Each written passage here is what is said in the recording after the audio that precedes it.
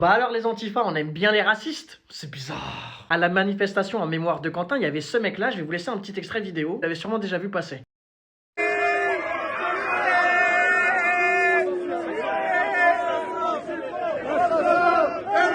Bon, déjà, premier truc bizarre dans cette vidéo, c'est que je croyais qu'il était face à des méchants fachos, des NZ, etc. Bon, pour des NZ, ils sont vraiment gentils. Peut-être que c'est pas du tout des NZ au final.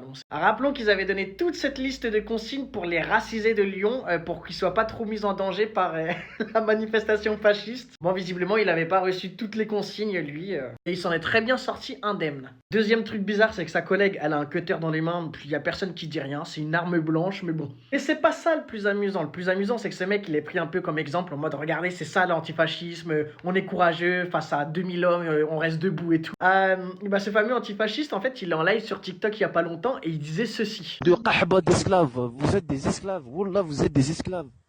On vous met des coups de fouet. Wallah, je suis pas déçu, il est pas content, il y a un tahlou, je le huis sa grand-mère.